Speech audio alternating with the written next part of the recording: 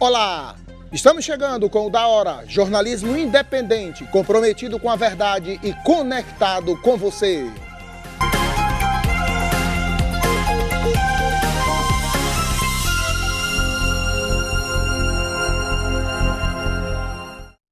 Salve, salve, queridos telespectadores! Nós estamos chegando com mais um Da Hora hoje, terça-feira, esse dia que Deus nos deu para viver o melhor dele aqui na Terra, e nós estamos aqui para trazer o melhor das notícias locais, nacionais e internacionais para você. Vamos começar o nosso Da Hora com notícias do dia, falando em saúde, pois estima-se que a intolerância à lactose possa fazer parte do dia a dia de boa parte da população mundial e, de acordo com especialistas, a doença não tem cura. Segundo uma pesquisa realizada pelo Instituto Nacional de Saúde dos Estados Unidos, cerca de 75% da população mundial sofre com a intolerância à lactose. Luciana Lima, que é nutricionista, explica o que é a intolerância à lactose. A intolerância à lactose ela é uma reação decorrente de uma redução da produção de uma enzima. Qual a enzima? O nosso corpo ele produz a lactase. Essa enzima ela é responsável pela digestão da lactose. A lactose ele é o açúcar predominante do leite. E a lactase ela está presente na nossa mucosa intestinal. Então, por algum motivo, há a redução da produção dessa enzima, o que gera uma intolerância à lactose. A nutricionista detalha quais as causas dessa intolerância. A intolerância à lactose ela tem duas causas, né? Elas podem ser causas primárias, que são causas congênitas, são aqueles casos em que a criança já nasce com essa intolerância. Esses casos são mais difíceis de acontecer, são menos comuns, ou elas podem ser ao longo da vida. Então é uma pessoa que tolerava, consumia o leite normalmente e aí na fase adulta, em algum momento, passa a apresentar desconfortos e quando vai fazer exames, né, ou a análise clínica de sintomas, vê que está acontecendo a intolerância à lactose. Luciana Lima fala como se dá o tratamento. Ou fazer a ingestão da enzima via medicamento, ou fazer substituições alimentares, porque hoje a gente tem muitas opções no mercado, né, de substituições com restrição à lactose. Segundo a nutricionista, não há cura para a intolerância à lactose. E essas causas primárias, elas costumam ser mesmo crônico, só tendo um tratamento e não tem cura. Muitas pessoas confundem a intolerância à lactose com a alergia à proteína do leite e Luciana Lima esclareceu a diferença entre as duas. Enquanto a intolerância ela é uma reação enzimática relacionada ao açúcar do leite, a APLV, que é a alergia à proteína do leite de vaca, ela é uma reação imunológica. Ela está relacionada a uma não tolerância, né? O corpo não consegue, ele reage às proteínas do leite de vaca. Ayrton Neto, que sofre deste mal, conta como é conviver com a intolerância à lactose. Olha, é um dia bem restrito, diria eu, né? Sempre baseado no aonde eu vou comer, escolher lugares minuciosamente, né? Escolher cardápios, participar de encontros, né? E sempre muito programado, sempre de forma muito delicada para não ter nenhum imprevisto durante esse percurso, né? Então é sempre muito planejado a vida do intolerante à lactose. Já sei mais ou menos o meu grau de intolerância, então já sei mais ou menos o que é que vai me causar desconforto. E a depender da situação, eu corro o risco, assumo o risco, né? Vou lá e como. Estamos de volta com o seu Da Hora. Marília Karen já está conosco aqui na nossa bancada. Marília, você tem intolerância à lactose? Não, é isso. Na realidade é intolerância, né? Isso. Intolerância. Não tenho mais, é cada vez mais comum a gente ver pessoas que têm adquirido, né? Que nem nascem com a intolerância, mas acabam aí adquirindo ao longo da vida e é algo muito difícil, né? Porque o que é que não tem leite hoje em dia? Qual alimento que não tem leite? É complicado. O que não tem leite é bem mais caro, Marília, pode ter Exatamente. certeza. Outra coisa que nós devemos ficar atento com a reportagem que me chamou muita atenção, você, nosso telespectador que está conosco, se observou que ao consumir algum alimento que tenha leite na sua composição, que tenha lactose na sua composição, você tem que ficar ligado. Mas nem sempre tudo é intolerância à lactose. Tem pessoas que têm alergias à proteína do leite. A proteína do leite. Não é a intolerância à lactose. Então aí já é um outro caso, uma outra situação. Então o certo é, se você observou que o seu filho ou alguém na sua casa desenvolveu algum tipo de sintoma após ingerir alimentos contendo lactose, procure um especialista, faça um exame para você saber se é intolerância à lactose ou se é alergia à proteína do leite. Nós vamos com mais notícias agora, falando que o Brasil ainda é o país que menos faz tratamento de reprodução assistida na América Latina. Mesmo com o avanço da tecnologia, o país sofre com a falta de democratização dos procedimentos pelo menos para os menos favorecidos.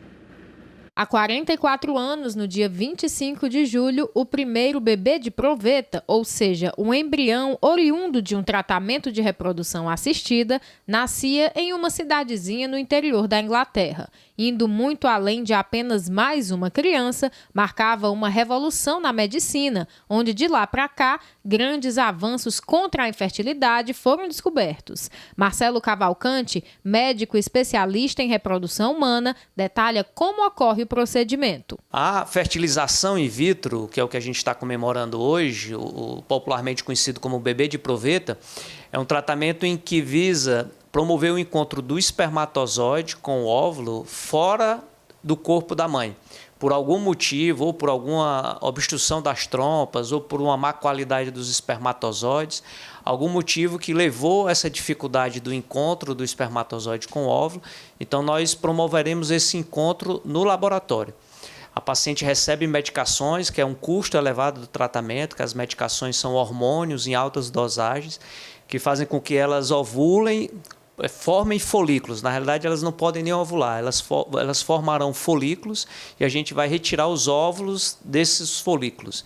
E no laboratório, com o espermatozoide do parceiro, a gente vai gerar os embriões e, posteriormente, a gente transfere esses embriões para a cavidade do útero. Segundo o ginecologista, a taxa de acerto para esses procedimentos é significativa. O principal fator que vai determinar o sucesso do tratamento é a idade da mulher.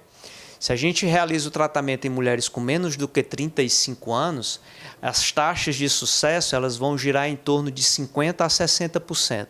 Então, metade dos casais, ou um pouco mais da metade dos casais, terão um resultado positivo já na primeira tentativa.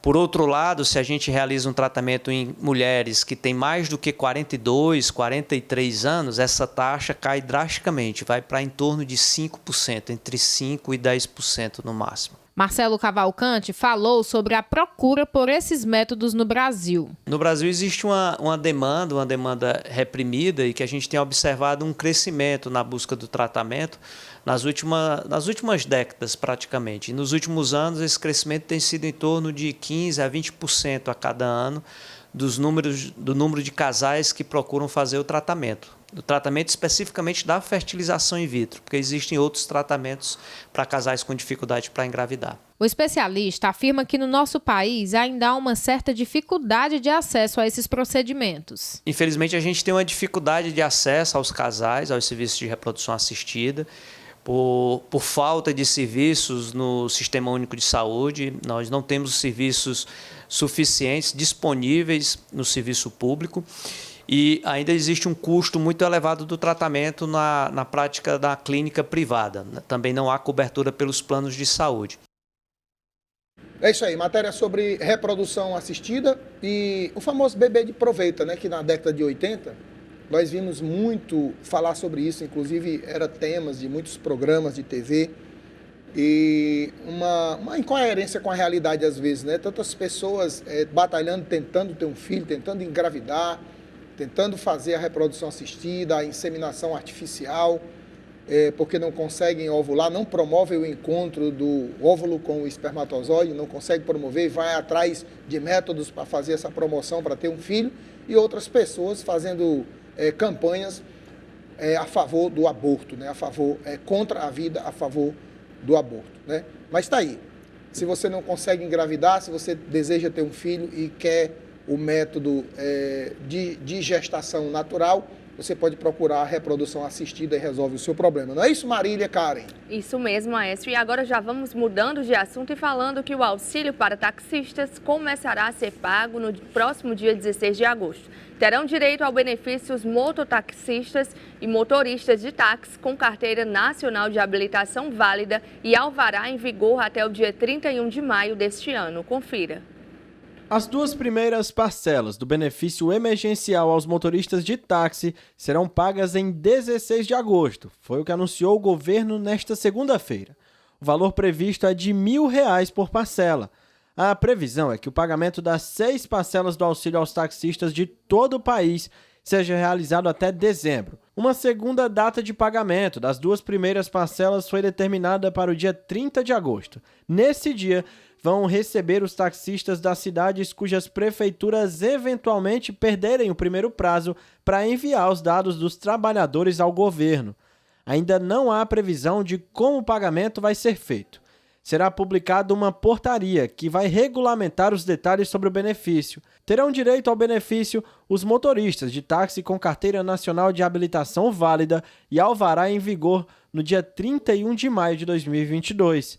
O valor e o total de parcelas do benefício poderão ser ajustados de acordo com o número de beneficiários cadastrados, respeitando o limite global disponível para o pagamento do auxílio, segundo o Ministério do Trabalho e Previdência. E nós vamos agora para um rápido intervalo, mas nós já estamos aqui com o WhatsApp em mãos, aguardando a sua participação. Fique conosco, voltamos já já.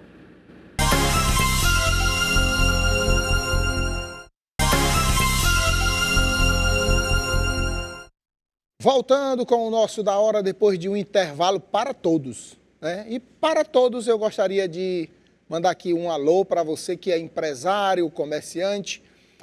Venha anunciar conosco, faça como Para Todos, Óticas Boris, Prefeitura de Fortaleza e muitas outras empresas e outros órgãos que anunciam conosco aqui na TV União. O nosso contato está aparecendo aí na sua tela, o nosso WhatsApp, o nosso e-mail. Você pode mandar um e-mail ou ligar para nós que nós enviamos um consultor até a sua empresa e com certeza você vai fazer um negócio não só para todos, mas um negócio da hora, não é, Marília Caro? Nossos telespectadores já estão participando conosco, não é isso? Registrar a sua participação. Temos aqui o Roberto Silva, o Júlio César, o Francisco Ângelo de Calcaia, o Valdir do São Bernardo, o Clécio, o Antônio Carvalho, o Nivaldo e tantos outros participantes que têm aqui participado conosco no WhatsApp. E nós já vamos agora falar de notícias e dizer que a Procuradoria-Geral da República pediu que o STF arquive uma ação que pede a investigação contra alguns senadores. Confira. A Procuradoria-Geral da República pediu na última segunda-feira que o Supremo Tribunal Federal arquive um pedido de investigação contra o presidente do Senado, Rodrigo Pacheco, e os senadores Davi Alcolumbre e Marcos Duval, por crimes de corrupção envolvendo emendas do chamado orçamento secreto. Segundo a Procuradoria-Geral da República, há uma carência de elementos informativos quanto à materialidade dos delitos. No pedido de investigação apresentado pelo senador Alessandro Vieira, o parlamentar cita como fato a afirmação do senador Marcos Duval em entrevista dada ao Estado de São Paulo. No pedido de investigação apresentado pelo senador Alessandro Vieira, o parlamentar cita como fato a afirmação do senador Marcos Duval em entrevista dada ao jornal O Estado de São Paulo, de que recebeu 50 milhões de reais em emendas do orçamento secreto por ter apoiado a campanha de Rodrigo Pacheco à presidência do Senado. Na manifestação, a vice-procuradora-geral, Lindora Araújo, afirmou ainda que essas comunicações de volume inegavelmente expressivo e em desfavor de autoridades públicas são processadas como notícias de fato na Procuradoria-Geral da República. Aécio, o que falar dessa investigação? A investigação houve uma suspeita, né? Agora, uma coisa que eu não consigo entender, esse negócio de orçamento secreto. Não tem que ter... E nós vamos agora falar em política, enquanto o microfone do Aécio vai ser ajeitado. E vamos falar que o Tribunal Regional Eleitoral do Ceará pediu uma força federal para a segurança das eleições dos 10 municípios. Confira. O Tribunal Regional Eleitoral do Ceará aprovou na última quinta-feira a requisição de tropas federais para reforçar a segurança no próximo dia 2 de outubro, primeiro turno de votação das eleições de 2022, nos municípios de Fortaleza, Quixadá, Tauá, Sobral, Juazeiro do Norte, Calcaia, Pacajus, Aquiraz, Horizonte e Maracanaú.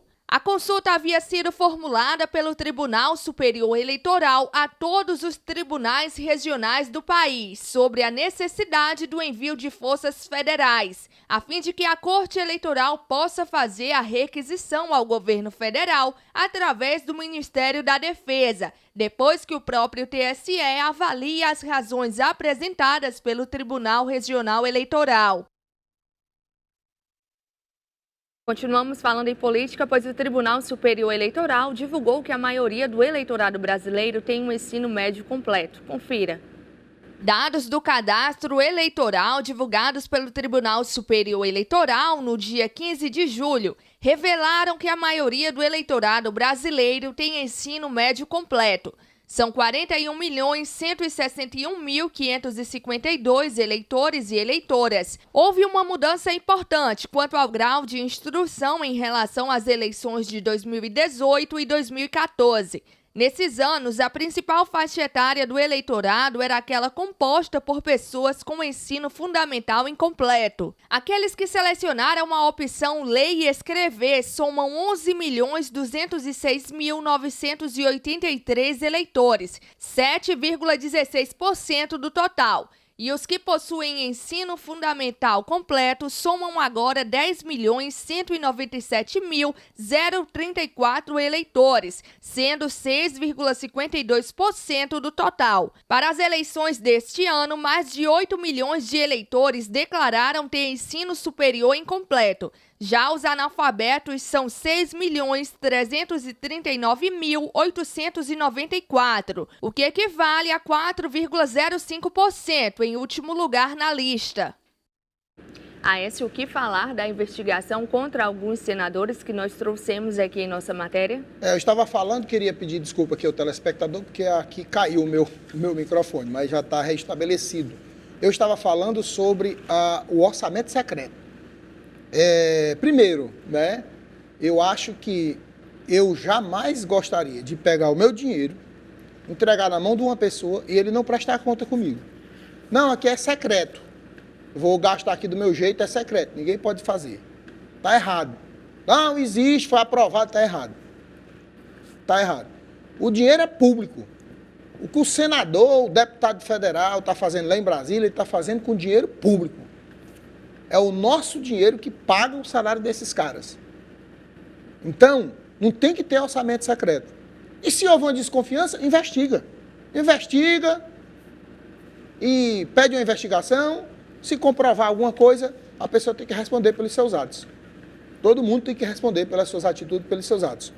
Com relação à pesquisa que foi feita, que identificou que 90% do eleitorado, é 90% isso? Em torno de 90%. Em torno de 90% de todos os eleitores, de todos os cidadãos aptos a votarem nas eleições desse ano, estão com o segundo grau completo, o ensino médio completo. Uma boa notícia para o Brasil, porque nós tínhamos uma cultura de que aprendeu a ler e escrever. Eu nasci nessa época, tinha um grupo escolar lá no interior, via até a quarta série, aprendeu a ler e escrever, pronto, pode trabalhar na roça, já sabe assinar o nome, escrever alguma coisa. Vamos voltar para a roça, vamos trabalhar em alguma coisa, ou então na cidade vamos arrumar um trabalho. Mas ainda existe uma cultura que depois que se termina o segundo grau, a maioria das pessoas corre para o mercado de trabalho atrás do seu emprego e muitas vezes consegue o seu primeiro emprego e abandona os estudos. E nós não temos uma boa margem de pessoas com nível superior no nosso Brasil, principalmente depois que os governos anteriores fortaleceram muito essa questão do ensino técnico. Só o técnico, 2 anos ali, ensino online, o técnico, e vamos todo mundo para o mercado do trabalho, vamos arrumar mão de obra especializada. E, infelizmente, as pessoas enveredam nisso aí, e nós não temos uma boa estatística com relação a pessoas com nível superior. A outra coisa é sobre o Tribunal Eleitoral ter pedido a ajuda da Segurança Nacional com relação às eleições. Aplausos para ele. Por que é isso? Simples. Porque a eleição desse ano está muito conturbada e muito questionada. A urna eletrônica nunca foi tão questionada. Lembrando que a oposição que hoje defende defende 100% a legitimidade e a veracidade da urna eletrônica foram os mesmos que anteriormente questionaram a segurança da urna eletrônica. Hoje eles estão no lado oposto. Então, eu não esqueço. Se você que está aí esquece, eu não esqueço. O partido que está na oposição hoje, que eu votei no passado, mas que hoje não me representa mais, por um fato simples, se você for olhar, todos os tesoureiros desse partido foram presos. Todos os líderes desse partido na Câmara e no Senado foram presos. O presidente desse partido foi preso. Então eu não voto mais. Eu não vou votar nesses caras. Mas eles questionaram a urna eletrônica antes. E agora estão dizendo que é o presidente atual, o governo atual, que está querendo conturbar. Então, segurança nas eleições. Segurança principalmente para o eleitor. Nos locais de votações. Vai chegar o cara lá, se eu resolver ir, está minha época de Copa, a Copa está bem aí, eu resolvo ir com a camisa da Seleção Brasileira e alguém resolva ficar chateado porque eu estou com a camisa da Seleção Brasileira. Então, que o TSE e o TRE, que solicitou a segurança nacional, Força Nacional de Segurança, segurança nacional, quanto mais segurança, melhor para que essa eleição transcorra de uma maneira pacífica. Exatamente, até porque, dentro disso é importante lembrar ao nosso telespectador a importância do respeito e da sobriedade ali na hora do seu voto e na hora de ter suas convicções, né? Porque isso daí é a liberdade de expressão, cada um pensa o que quer. Isso é uma coisa que a oposição do Brasil não faz, isso é uma coisa que esse partido, que esteve no poder durante 16 anos, que eles não têm respeito por ninguém. Pois é, porque assim, você cobrar... Eles são os primeiros.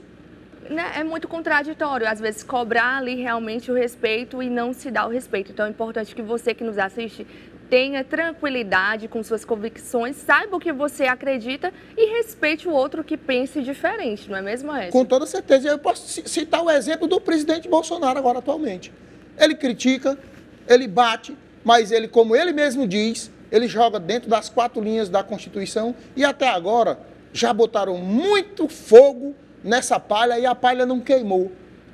Corrupção, acusação falsa disso, daquilo, vamos pedir o impeachment, vamos processar isso. O TRE, o Superior Tribunal, ele dá ali um prazo, usa aquela famosa ameaça, né, óbito dictum, e dá ali um prazo para o presidente responder isso, responder aquilo. Ontem o PL respondeu a alguns questionamentos, e então a eleição ela vai ser em uma atmosfera um pouco conturbada e um pouco preocupante, mas nós como cidadãos vamos lá exercer a nossa liberdade, exercer a nossa cidadania e o nosso direito de escolher os nossos representantes. E eu espero que a urna sufrague aquilo que realmente foi digitado nela, porque desconfiança eu tenho, todo mundo tem.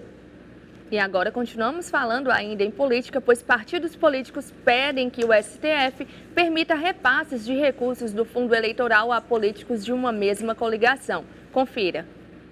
Os partidos PL, União Brasil, PP e Republicanos apresentaram uma ação ao STF, pedindo que seja permitido o repasse de recursos do fundo eleitoral de candidatos majoritários para candidatos proporcionais. As 4 legendas são as principais integrantes do Centrão. Na prática, o que os partidos pedem é que as legendas que façam parte de uma mesma coligação majoritária possam repassar os recursos do fundo para candidatos proporcionais.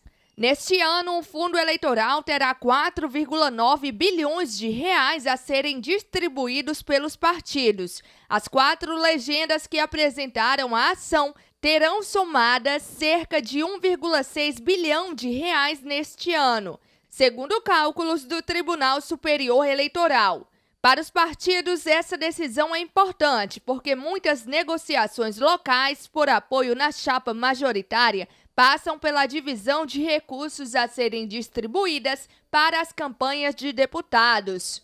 Por outro lado, o número de deputados é um dos critérios adotados pelo TSE para definir a distribuição dos recursos do fundo eleitoral aos partidos políticos. Na ação apresentada ao STF na última terça-feira e registrada na quarta-feira, os partidos reconhecem essa negociação e dizem se tratar de uma prática comum o compartilhamento de despesas de campanha. Para o Tribunal Superior Eleitoral, com a proibição das coligações nas eleições proporcionais, as campanhas dos candidatos a cargos majoritários só poderão repassar os recursos do fundo eleitoral para partidos da mesma coligação utilizarem nas eleições majoritárias. A ação foi distribuída para o ministro Ricardo Lewandowski, que está trabalhando durante o recesso do STF. Aécio, na prática, o que esses partidos estão realmente querendo? Igualité, fraternité, liberté.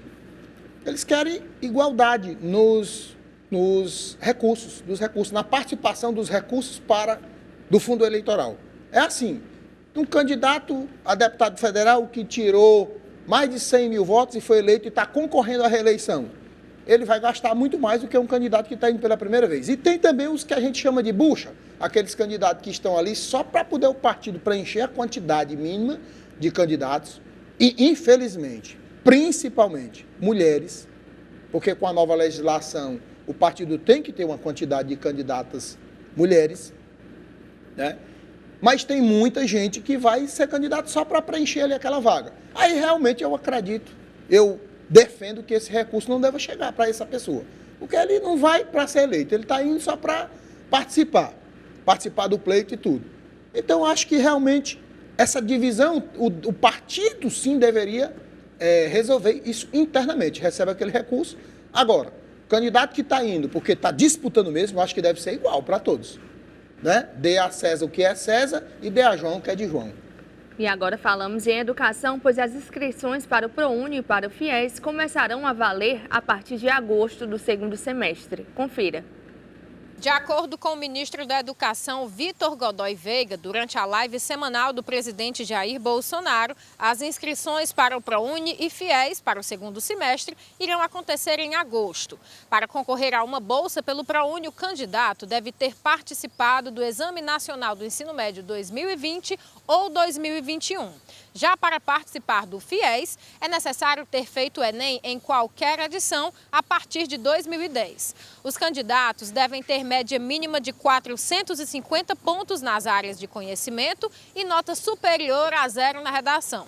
Os editais com as demais informações sobre os processos seletivos ainda não foram publicados pelo Ministério da Educação. E agora falamos em economia, pois a confiança do consumidor cresceu em 0,5% em julho. Confira. O índice de confiança do consumidor, calculado pela Fundação Getúlio Vargas, subiu 0,5 pontos em junho para julho deste ano e chegou a 79,5 pontos, em uma escala de 0 a 200. Foi a segunda alta consecutiva do indicador, que já havia crescido 3,5 pontos de maio para junho. Com o resultado, o índice atingiu o maior patamar desde agosto do ano passado, quando ficou em 81,8 pontos. A alta da confiança foi puxada pelo índice de expectativas, que mede a percepção dos consumidores sobre o futuro, e que avançou 0,7 pontos, chegando a 86,6 pontos. O índice da situação atual, que apura a confiança no presente, caiu 0,1 ponto e ficou em 70 pontos. Aécio, vemos aí mais uma esperança para a melhora da economia do Brasil, não é mesmo? Rapaz, essa pesquisa só não está melhor porque eu não fui consultado, nem eu, nem o Felipe. O Felipe está ali. Todo dia eu vejo esse homem contando dinheiro. Não sei de onde é que ele arranja tanto dinheiro. Esse dinheiro é de verdade, Felipe?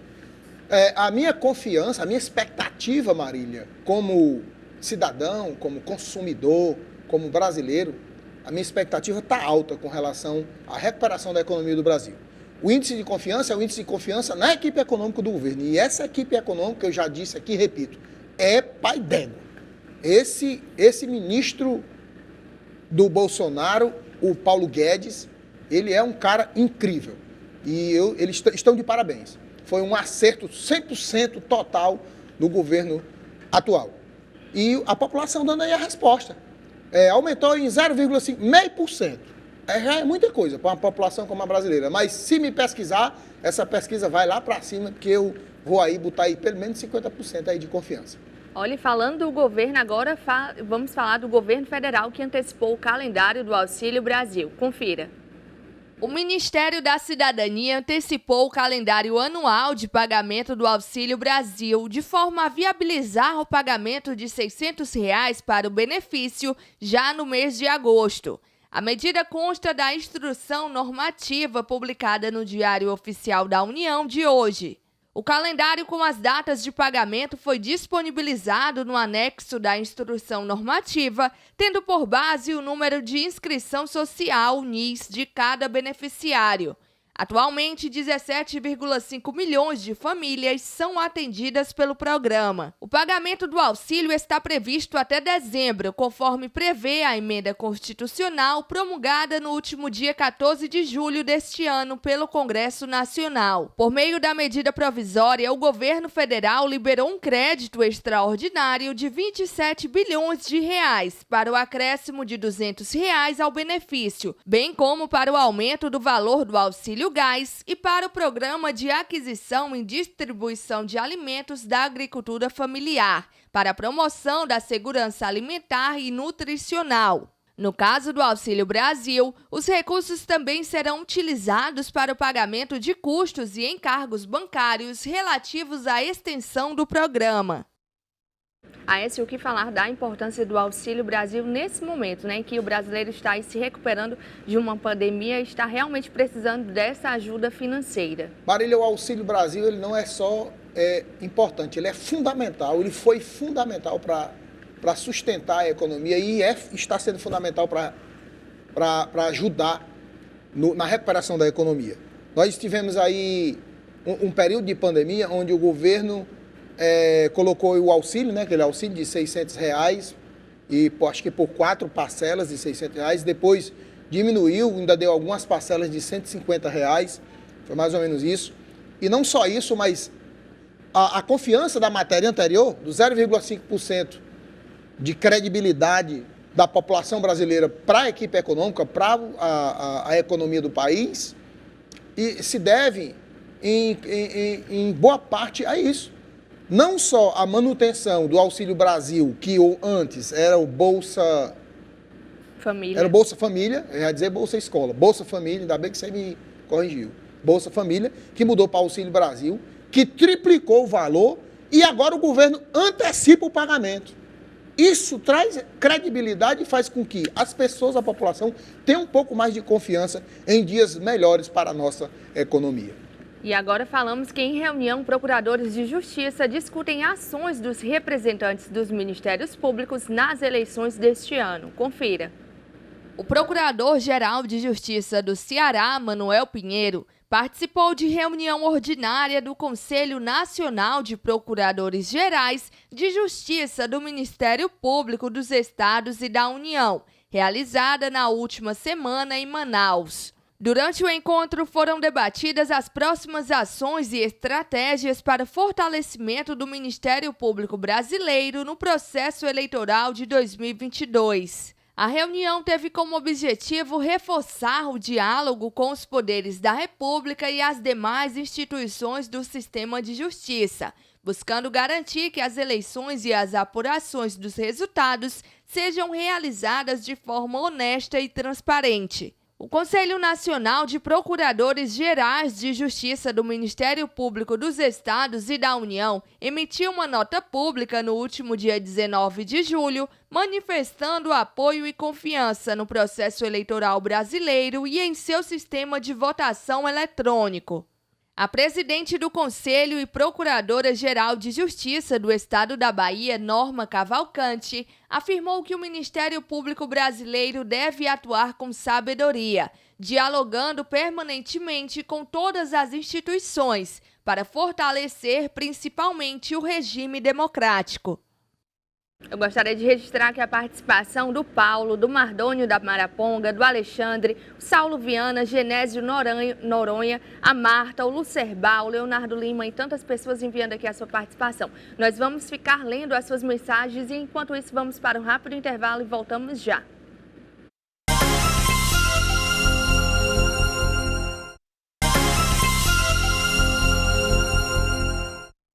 Estamos de volta e já falando em política, pois uma ala do MDB entrou na justiça para suspender a convenção do partido. Uma ala do MDB entrou para tentar anular a convenção do partido prevista para o próximo dia 27. O evento deve confirmar a candidatura de Simone Tebet à presidência. Depois de integrantes do partido afirmarem que a convenção poderia ser adiada, o presidente do partido, Baleia Rossi, garantiu a realização na data prevista, de forma virtual. O pedido de anulação foi apresentado ao Tribunal Superior Eleitoral na última segunda-feira. O documento é assinado por Hugo Vanderlei, prefeito de Cacibinhas, em Alagoas. No documento, Vanderlei argumenta que o MDB comete uma grave irregularidade ao estabelecer que a reunião será virtual. Segundo o documento, a suposta irregularidade poderia levar ao afastamento de candidatos. Falamos em economia, pois pela quarta semana seguida o mercado financeiro prevê uma menor inflação para este ano. Confira. Pela quarta semana seguida, o mercado financeiro projeta uma inflação menor neste ano. Segundo o Boletim Focus, divulgado hoje pelo Banco Central, o índice de preços ao consumidor amplo deve fechar o ano em 7,3%, ante aos 7,54% projetados há uma semana e aos 8,27% estimados há 4 semanas. Para o próximo ano, a previsão para o IPCA está em alta há 16 semanas seguidas. Há 4 semanas, previa-se uma alta de 4,91%. Na semana passada, a previsão estava mais alta, em 5,2%, percentual que ficou ainda mais alto nesta semana, com o boletim projetando que o índice fechará 2023 com 5,3%. Para os anos seguintes, a previsão do mercado financeiro é de estabilidade em 3,3% e 3% em 2024 e 2025, respectivamente. Com relação ao PIB, a previsão do mercado financeiro está em 1,93% para 2022, ante a 1,75% projetado na última semana e 1,5% estimado há 4 semanas. A previsão para a taxa básica de juros, a Selic, manteve-se estável pela 5ª semana consecutiva, em 13,75% ao ano para o fim de 2022. Há 4 semanas, esta projeção estava em 10,25% ao ano. Com relação à cotação do dólar, a taxa passou de R$ 5,13 para R$ 5,20. A alta nas projeções para a moeda norte-americana foi observada também para os próximos anos. E entrou em vigor o projeto de lei que altera o nome do Estatuto do Idoso para o Estatuto da Pessoa Idosa. Confira. Na última segunda-feira, entrou em vigor a lei que altera o nome do Estatuto do Idoso para Estatuto da Pessoa Idosa. A norma foi sancionada sem vetos pelo presidente Jair Bolsonaro. A lei tem origem em projeto do senador Paulo Paim. Segundo ele, a palavra idoso é usada para designar genericamente todas as pessoas idosas, homens ou mulheres. O senador disse ainda que a alteração é defendida pelo Conselho Nacional dos Direitos da Pessoa Idosa, órgão colegiado ligado à Secretaria de Direitos Humanos da Presidência da República, que elabora as diretrizes para a formulação e implementação da Política Nacional do Idoso. Na Câmara dos Deputados, o projeto passou por 2 comissões, de Defesa dos Direitos da Pessoa Idosa e de Constituição e Justiça e de Cidadania, onde recebeu um parecer favorável dos deputados Lindice de Mata e Pompeu de Matos, respectivamente. Aécio, o que muda com essa mudança aí no nome do Estatuto? Tem certeza que tu me fez essa pergunta? Quero saber qual a sua posição aí a respeito disso. Nada. O Estatuto do Idoso e o Estatuto da Pessoa Idosa. Eu não sei por quê que para ampliar os direitos e garantir uma lei que preserve o idoso ou a pessoa idosa, a nomenclatura vai mudar alguma coisa. O Estatuto pode continuar com o mesmo nome mas poderia se mudar, ampliar a atuação dele, a ação dele em defesa do idoso ou da pessoa idosa. Ultimamente tem uns caras criando umas coisas que eu fico meio desconfiado. Será que é falta do que fazer? E agora vamos falar em economia, pois a inflação da construção cai para 1,16% em julho. Confira. Calculado pela Fundação Getúlio Vargas, o Índice Nacional de Custo da Construção ficou em 1,16% em julho. A taxa é menor que as de junho deste ano, com 2,81%, e julho do ano passado, com 1,24%. Com o resultado, o Índice Nacional de Custo da Construção acumula uma inflação de 8,44% pelo ano e de 11,66% em 12 meses. A inflação referente a materiais, equipamentos e serviços caiu de 1,40% em junho para 0,60% em julho. Já o índice da mão de obra variou de 4,37% em junho para 1,76% em julho. E na Assembleia Legislativa, um deputado propõe um acompanhamento de intérpretes de Libras para gestantes surdas. Confira. Foi aprovado pela Assembleia Legislativa do Estado do Ceará o projeto de lei que trata da disponibilização de intérprete de língua brasileira de sinais nas instituições ou unidades de saúde públicas e privadas destinadas ao atendimento de gestantes e parturientes, sempre que houver pacientes surdas ou com deficiência auditiva. O projeto de autoria do deputado Davi Duran estabelece que o intérprete deverá acompanhar os atendimentos das pacientes, gestantes e parturientes surdas ou com deficiência auditiva a partir do pré-natal e contemplará o parto e pós-parto. A proposta prevê ainda que devem ser asseguradas às gestantes e parturientes as informações e orientações e compreensão equivalentes às oferecidas às pacientes sem deficiência auditiva. O projeto também veda a cobrança a essas pacientes. O deputado Davi Duran destaca que o projeto de lei é inspirado em uma PL similar, que tramitou na Assembleia Legislativa do Estado do Paraná e que ele encontra-se na linha jurídica, constitucional e infraconstitucional, consolidada pelo ordenamento jurídico cearense.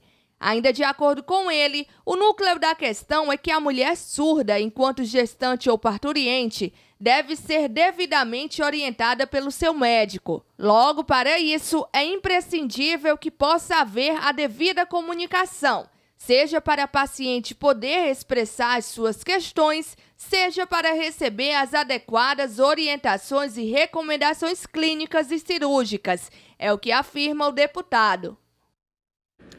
Acompanhamos agora que realmente um projeto bem inclusivo, né, para as pacientes ali gestantes que são surdas ou que têm problemas auditivos, realmente é algo necessário, não é mesmo? Importantíssimo, tá? Eu gostei dessa lei aí. Manda deputado Davi Durango. Durango, é? Duran. Não, Durango é aquele cara da música do Raul Seixas, Durango Kid. Esse é o Davi Duran. Isso. Davi Duran, pronto. Importante, todo hospital, posto de saúde, ter uma pessoa que seja intérprete de Libras, né? Especializada em Libras. Eu tenho até uma grande amiga chamada Osana, que ela tem 2 irmãos, todos os 2 são surdo-mudo. E eu tenho dificuldade, meu irmão, quando eu estou lá para entender, aí a pessoa chega e interpreta.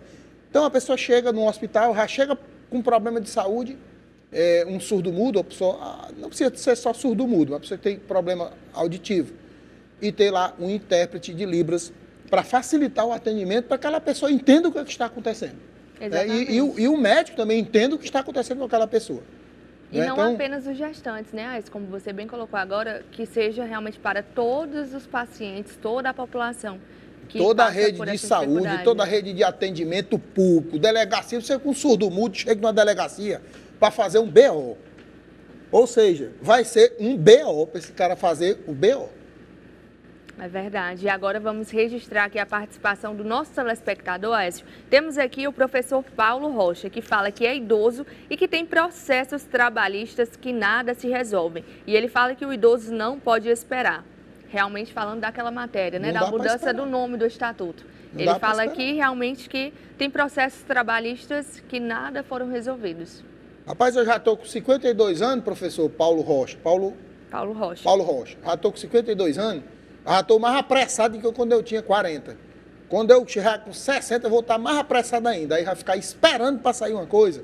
Meu irmão, corra para cima, vá atrás, acione os direitos. Nós estamos vivendo uma época, professor Paulo Rocha, querido telespectador Marília, nós estamos vivendo uma época onde as pessoas estão começando a acordar para quem elas são, para os direitos que ela tem, né? Então, está na hora de respeitar quem mais merece, quem já fez muito pelo país, quem já fez muito pela... Infelizmente, isso começa lá na família. Às vezes é na família onde o idoso é colocado de lado. A única coisa que tem valor é o aposento, né, como diz a história.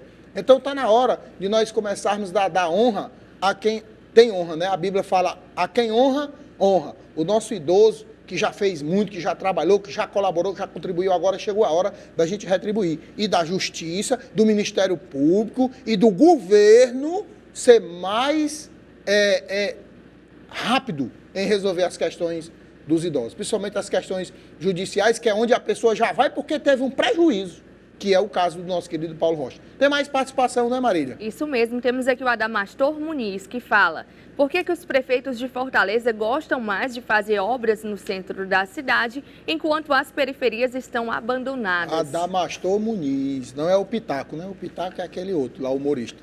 Meu querido Adamastor Muniz, telespectador querido, eu vou discordar desse posicionamento, porque o centro da cidade eu conheço como a palma da minha mão. Tem obra lá, não. Tá cheio de buraco, eu já vi a operação tapa-buraco no bairro do Benfica, na Aldeota, até em outros bairros aqui, Papicu, mas lá pelo centro o negócio não tá desse jeito, não.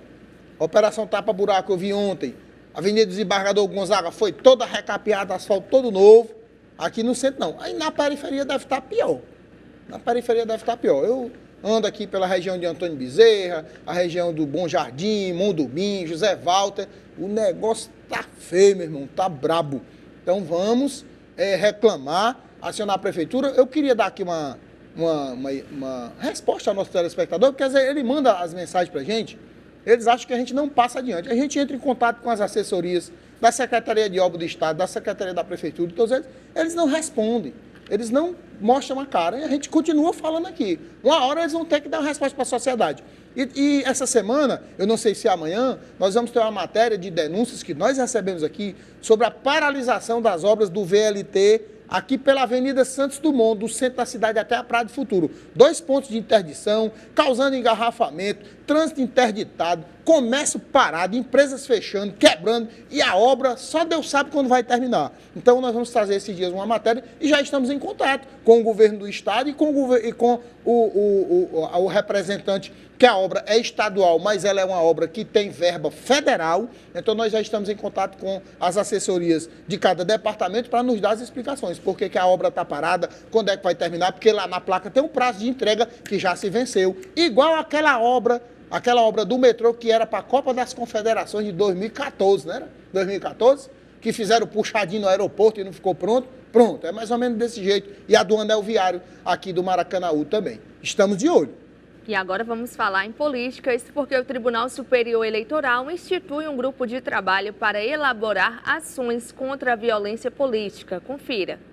O TSE instituiu um grupo de trabalho destinado a elaborar e a sugerir diretrizes para disciplinar as ações voltadas ao tema durante as eleições de 2022. A criação do GT foi publicada no Diário da Justiça Eletrônico. O documento assinado pelo presidente do TSE, ministro Edson Fachin, revela a necessidade da ação motivada pelos relatos de violência política recebidos pelo tribunal, antes mesmo do início da campanha. Até o momento, chegaram 13 ofícios com denúncias de agressão a parlamentares e a jornalistas em diversas localidades do país. Os ofícios foram formulados pelo Senado Federal e pela Secretaria da Mulher da Câmara dos Deputados. Entre as atribuições dos membros do GT estão a promoção de audiência pública, de eventos e de atividades que promovam debates que mostrem o diagnóstico e a formulação de diretrizes adicionais, especialmente com a participação dos partidos políticos, do Conselho Federal da Ordem dos Advogados do Brasil, do Ministério Público Eleitoral e de entidades da sociedade civil vinculadas ao assunto. Os resultados dos estudos devem ser apresentados em 45 dias. O grupo terá como coordenador institucional o Corregedor-Geral da Justiça Eleitoral, ministro Mauro Campi Belmarques, e será integrado por representantes da Secretaria-Geral da Presidência do TSE, da Assessoria Consultiva, da Vice-Presidência, do Colégio de Presidentes dos Tribunais Regionais Eleitorais, da Diretoria-Geral, da Secretaria de Comunicação, da Assessoria de Inclusão e Diversidade, da Secretaria de Polícia Judicial, da Assessoria de Gestão Eleitoral e dos Tribunais Regionais Eleitorais. Estamos de volta e já registrando a participação do nosso telespectador. Temos aqui o professor Jenner Bessa, o Alício Caminhoneiro, o Chico João Sanfoneiro, o Luiz, o Diassis Moreira e o Elivaldo, que estão participando e ligadinhos aqui conosco no Da Hora. Fica aqui o nosso abraço para você. Aécio? Um abraço, meu amigo Chico João Sanfoneiro, caba bom. Chico João e Edivaldo do Forró, dois irmãos muito bons do forró na minha época, né? Chegamos a compartilhar o palco juntos aí em algumas festas. Gente boa. Mandar também aqui aquele abraço para o pessoal que está conosco aqui, meu amigo Edson Pereira, lá da Epigraf, está lá ligado com a gente, o pessoal da Epigraf, o pessoal lá na Pena, o Pedro, a Iris, ligado aqui no seu Da Hora. Sua participação, eu já disse, é importantíssima. Você pode mandar o WhatsApp para a gente vai sempre estar conectado com você. Queria conversar com você que é empresário, que é comerciante. Traga a sua empresa para anunciar conosco. Quem não é visto não é lembrado e a propaganda é a alma do negócio. Então, dê uma nova alma para o seu negócio, para a sua empresa, anunciando aqui na TV União. Nós temos planos de mídias que vai encaixar com o seu orçamento aí da sua empresa, tá bom? É só você ver aí o nosso e-mail, o nosso telefone que está aparecendo aí na sua tela. O nosso consultor vai até você e nós vamos fazer o negócio da hora, tá bom? Isso mesmo, e nós já estamos aqui encaminhando para o fim de mais uma edição do Da Hora. E a isso nós trouxemos agora uma matéria sobre a violência política e sobre ações que visam aí combater essa violência nesse período de eleições. O que é que você tem a falar? Violência política é o que a gente poderia chamar de intolerância. Não tem a intolerância à lactose? Tem a intolerância à opinião do outro, a grosseria, a falta de amor. Na realidade, o mundo carece de Deus. As pessoas carecem de ter Deus no coração, de ter amor. Porque Deus é amor. Se você tem amor, você tem Deus. Né? A Bíblia, que é a palavra de Deus, é o único livro que foi o primeiro livro que apresentou a existência de alguém chamado de Deus, o Eu Sou. Ela diz que Deus é amor. Você quer saber se uma pessoa tem Deus, ele tem amor. Ele tem respeito pelo próximo, ele tolera, ele sabe que o outro não é perfeito, que pode cometer um erro a qualquer momento, ele perdoa. Jesus Cristo falou, quando o apóstolo Pedro chegou para ele, eu devo perdoar o meu irmão quantas vezes? 7 vezes. Jesus olhou para ele e disse, rapaz, 7 vezes, do jeito que a coisa vai, naquele tempo, né? 7 vezes já era pouco.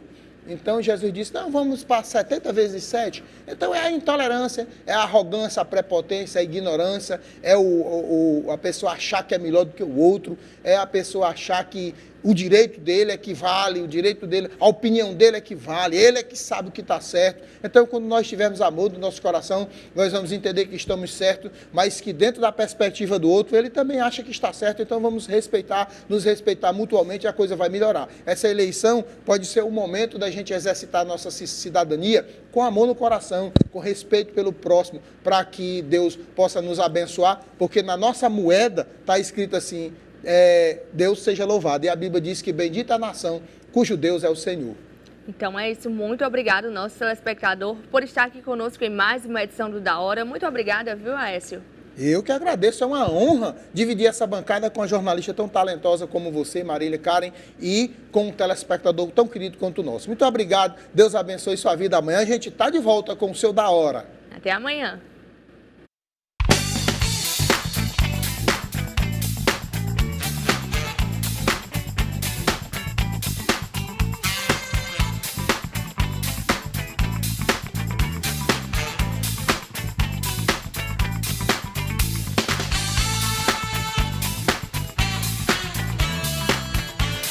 Eu não sou o melhor, mas especialista de boa comida, Frigideira do Johnny.